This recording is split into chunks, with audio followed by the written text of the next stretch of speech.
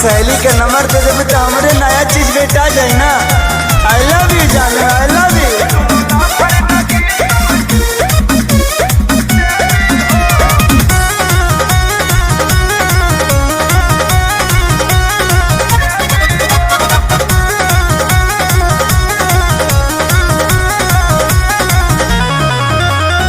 लुटी हा खूब मजा तो ताजा ताजा पाई के लभर हो ए हो खेसारी अब की बारी पियबे से करब हम सब